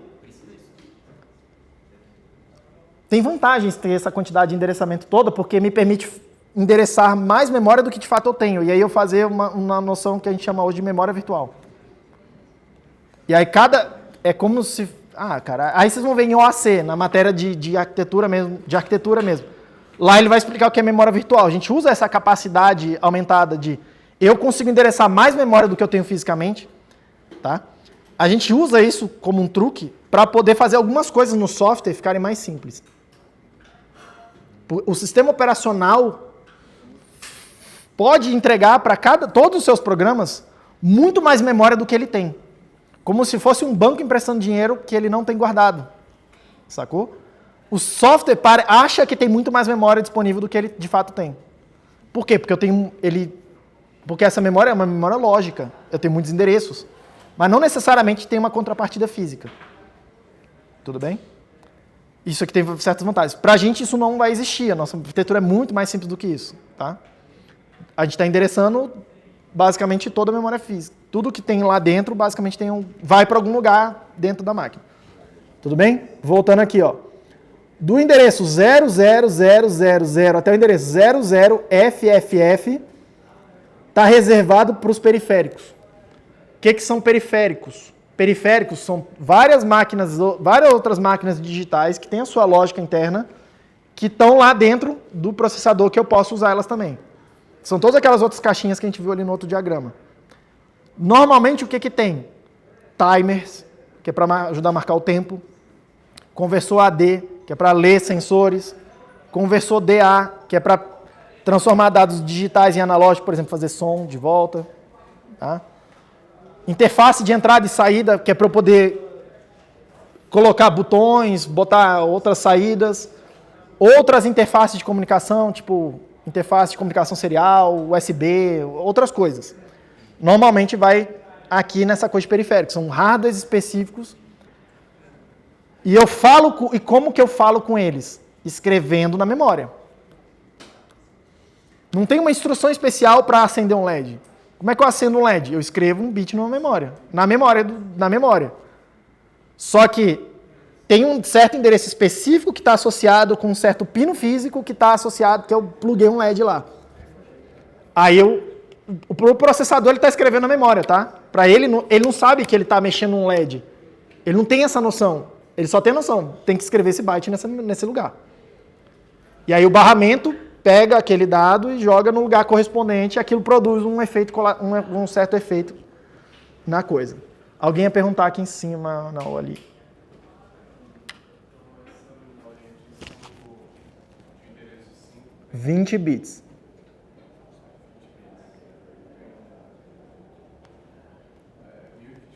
bits, 1024 kilobits.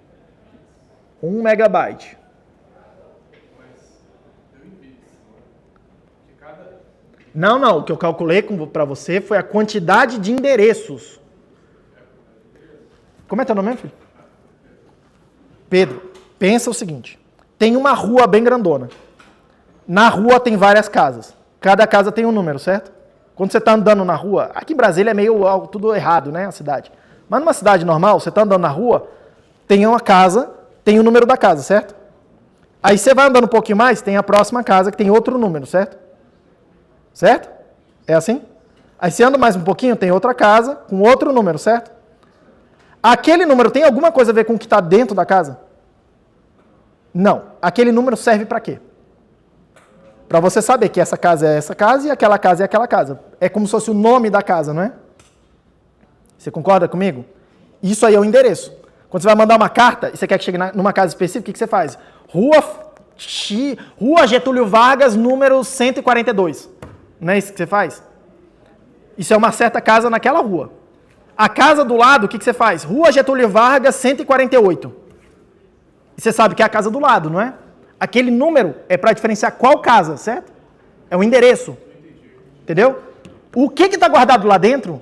Tem alguém que é, sei lá, um acumulador, e aí você entra na casa dele, tem um sofá em cima do outro, e aí tem uma geladeira com um fogão em cima. Uma coisa bem bizarra. Na casa do lado, o cara é minimalista. Você entra lá, não tem nada, tá tudo vazio. Só tem um tapetinho, assim, bem pequenininho, uma almofadinha bem pequenininha, que é onde o cara senta para meditar. Você concorda comigo que o endereço não tem nada a ver com o que está guardado dentro da casa? Então separa da tua cabeça também isso aí. Isso aqui que eu calculei para vocês foi a quantidade de casas que tem nessa memória. O que você vai guardar na memória? Bytes. Em cada uma das casinhas que você pode botar nessas casinhas aqui, 1 byte. Alguém ia perguntar aqui. Duas perguntas, professor. Primeiro, o processador consegue ler a LED? Como é que é? Que nem você coloca o processador para escrever o lugar lá que acessa a LED. O LED. E liga a LED. O LED, normalmente. É, o LED. Tá. Você consegue ler o que está naquele... O estado do LED? É. Sim, mas você não está lendo o LED. Você está lendo alguma coisa que o processador está... alguma coisa que está numa certa memóriazinha dentro do chip ainda. A gente vai chegar lá... Guarda essa sua pergunta para quando a gente vai fazendo I/O. Eu acho que já na semana que vem.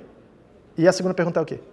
A segunda pergunta era se o LED pode ser acessado só com um bit, o processador é 1 byte para todos os LEDs? Também vou guardar essa sua pergunta para a semana que vem, quando eu for falar do conceito de entrada e saída de propósito geral, porque a gente vai separar as entradas e saídas em portas.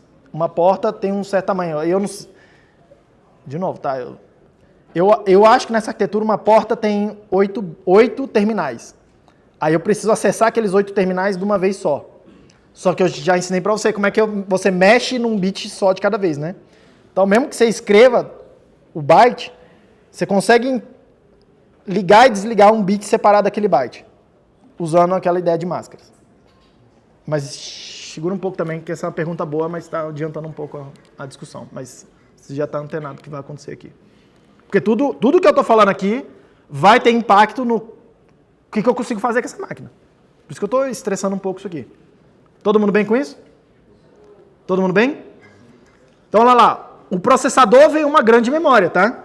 Repara que, inclusive, tem uma parte dos endereços que eles chamam aqui de RAM. Esse chip específico que a gente vai estar tratando, não tem 1 megabyte de RAM para guardar dados quando a gente estiver calculando. Tem 16 kilobytes só. E a faixa de endereços é essa daqui, ó. Como é que eu aumento isso aqui?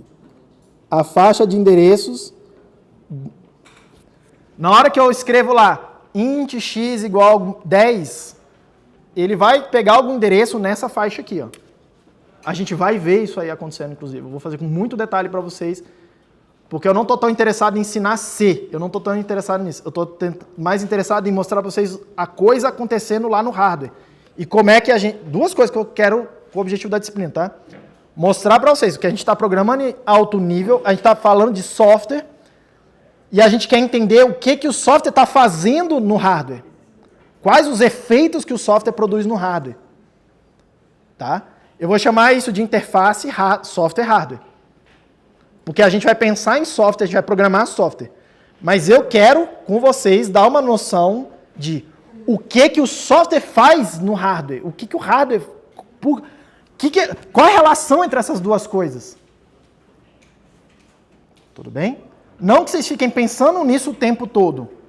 Mas quando você tiver que lidar com o hardware mais próximo do hardware, ter uma noção sobre isso é altamente relevante. E não é uma coisa que você pega da noite para o dia, lendo esse manual. Tudo bem? A segunda noção que eu quero com o objetivo da disciplina é pegar um hardware e interfacear com outros hardwares. Os primeiros hardwares que a gente vai interfacear são os próprios periféricos que estão lá dentro. Tudo bem? E aí tem a ver com esse modelo de memória unificado aqui, onde eu separo partes da memória para os meus dados. Olha aqui, ó. Os meus dados do meu programa vão morar aqui. O meu programa vai morar em outro lugar. Olha aqui, ó. O meu programa vai morar numa faixa de endereços diferente da faixa de endereços dos dados. Do ponto de vista do processador, quando eu estiver programando, não tem diferença entre essas duas coisas. Ele está vendo uma big memória zona, que começa no 00000 e vai até o FFFFF. Para ele é uma memória zona só, quando eu estiver fazendo meu software. Início e fim. Aqui é o primeiro endereço, último endereço. Aqui é o primeiro endereço, último endereço. E por que o programa está dividido em dois? Por que o programa está dividido em dois? Como assim? Porque tem uma faixa de memória bem no meio dessas duas partes. Aqui. Ah, esses aqui? Não faço ideia. Aliás, não, eu faço ideia assim. Eu faço ideia assim. É porque isso aqui é para ser compatível com a arquitetura anterior, que tinha 16 bits de endereçamento só. Olha só. Você está vendo que o último endereço do programa é 0FFFF? Se eu só tiver 16 bits de endereçamento, esse é o último endereço. Então, na arquitetura anterior, o programa ficava aí. Na arquitetura nova, que é de 20 bits de endereço, o que alguém decidiu fazer? Vamos manter a compatibilidade com o que já tinha antes. Então, a tabela que tinha antes tem que manter igual. Só que eu tenho mais espaço, então vamos botar os programas, olha lá, começa na sequência, tá vendo? Aqui, ó, 0FFFF, o próximo endereço é o 10000. Aí mantém a compatibilidade, porque tudo daqui para trás é igual ao que tinha antes. E o que tem para frente é coisa, a gente chama assim, nova. Isso explica por que alguém decidiu botar a memória de programa na parte mais alta da memória e não na parte mais baixa, que faria mais sentido para a gente. Pensando assim ingenuamente. Porque lá atrás alguém pensou, na hora que a gente quiser estender essa arquitetura e botar mais memória, a única coisa que eu quero estender, provavelmente, é o tamanho do programa que eu quero guardar. Então eu vou botar no final, porque na hora que eu aumentar a memória, eu vou aumentar do final na sequência. E aí é o que aconteceu aqui, ó. Então, há uma escolha que alguém pensou já lá atrás, já pensando na próxima geração da coisa, entende? Todo mundo bem? Só mais um segundinho para eu liberar vocês. Vocês estão vendo essa faixa de 0 até FFF? Está escrito aqui, periféricos. Essa outra tabela aqui, ela vai detalhar aquela faixinha. Porque tem vários periféricos, tem várias caixinhas lá, você viu que tinha assim, sei lá, 20 caixinhas lá junto da coisa. Cada uma delas precisa ter a sua faixa de endereçamento para eu poder encontrar ela, para eu saber qual é o endereço dela na rua, na memória. Essa tabela detalha aquela primeira faixinha de 0 até FFF. Aí ela está falando, lá dentro, por exemplo, aqui ó, porta P1 e P2. São as primeiras coisas que a gente vai usar porque elas têm a ver com acender LED e clicar em botão. São as primeiras coisas que a gente vai fazer. Tá? É escrever um bit ou ler um bit do lado de fora da máquina. A parte da memória correspondente ao controle disso começa nesse endereço 0200. E aí vou além.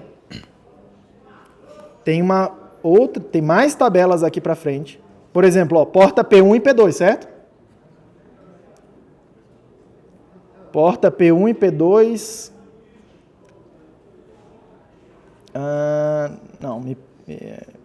Aliás, não, é aqui, ó, de volta nesse outro pedaço aqui. Porta P1, P2, cadê porta? Alguém tá vendo aqui? I/O aqui, ó, I/O. Ó, acompanha comigo porque você precisa aprender a navegar isso aqui, por isso que eu falei que eu não ia fazer slidezinho, tá? Registradores do I/O. Vocês estão vendo? Essa tabela aqui vai detalhar para mim aquela linha da segunda tabela, que é um detalhamento da linha da grande tabela do mapa. E aí lá tá falando assim, ó.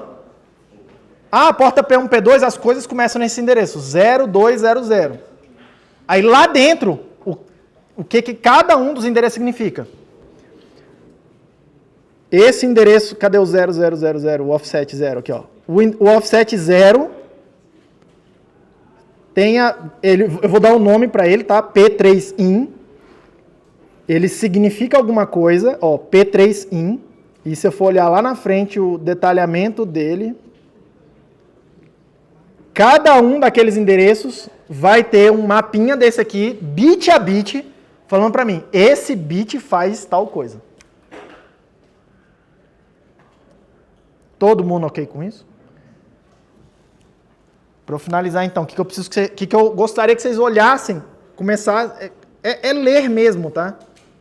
O que eu gostaria que vocês lessem aí no final de semana para começar a entrar nessa coisa. Vocês não vão entender muita coisa ainda, mas o que eu quero que vocês comecem a observar. Pega esses 2 datasheets e eu quero que vocês comecem a encontrar, a ler essas tabelas e ver que elas são uma grande tabelona que tem uma certa faixa. E em algum outro lugar tem o detalhamento daquela tabela. Que foi a segunda tabela que eu mostrei para vocês ali dos periféricos. E aí aquela tabela tem várias faixas e cada uma tem um detalhamento, que vai ter uma outra tabela como essa aqui, dizendo o detalhamento mais fino. E cada uma dessas linhas aqui tem um mapinha bit a bit. Repare que são 16 bits aí, né? De 0 a 15.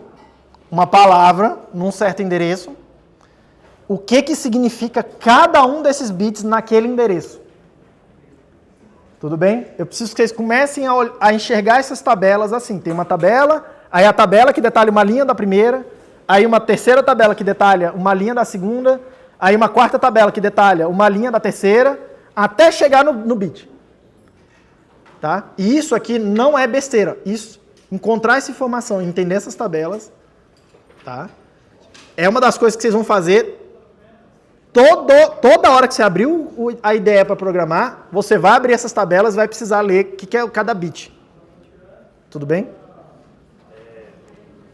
Tem legenda que, por exemplo, tem a gente P1 e P, eu acho. Aí como é que a gente vai fazer? Aí está escrito aqui na tabela o que significa. Ó. Deixa eu pegar uma que é com mais pedaços. Espera aí. Deixa eu achar uma... sei lá. Eu vou achar uma outra tabela de alguma outra coisa aqui. Ó, tá vendo eu vou ler essas tabelas, várias delas com vocês, então, para detalhar o que significam as coisas, tá? Mas olha só. Tá vendo que nesse registrador específico, nesse endereço específico na memória, tá? Esses 2 bits significam uma coisa, ó, Tacel, ele deu um nome. Aí ele vem aqui embaixo e fala assim, Tacel, o que é isso aqui, ó? E se são 2 bits, tem 4 combinações. Ele fala, se você escrever 00, significa isso. Se você escrever 01, significa aquilo. Se você escrever 10, significa SM clock. Eu vou explicar melhor o que são cada dessas letrinhas, vocês vão entender ao longo do tempo. Mas você precisa ler o documento. Eventualmente, vocês não lê o documento quase todo. Mas o que eu quero que vocês comecem a se familiarizar com essa ideia de que eu tenho uma tabela, tem linhas. Cada linha tem uma outra tabela que detalha aquela faixa. E assim até chegar nos bits, endereços individuais. Tem trocentas tabelas aqui, vocês precisam conseguir navegar essas tabelas. Tudo bem? Não é só uma habilidade prática isso. Isso é ter uma certa compreensão do que eu acabei de explicar aqui. Tem uma grande memória, e essa memória, para o processador, é uma grande memória, que eu leio e escrevo, só que cada endereço serve para produzir um efeito diferente dentro da minha máquina. Alguns são para guardar o programa, alguns são para guardar dados, e vários são para produzir efeitos no mundo físico. Por exemplo, ligar uma tela assim, ó, pá, acontece tipo isso aqui que aconteceu agora. Ler, perceber que alguém está tocando aqui. O processador está lendo de algum lugar que tem uma tabela parecida com isso aí. Mesma coisa, a arquitetura disso aqui é igual. Só é mais complicada, mas é igual, mesmo conceito. Todo mundo bem? Vou encerrar aqui, aí você faz perguntas. Bom final de semana, até terça-feira.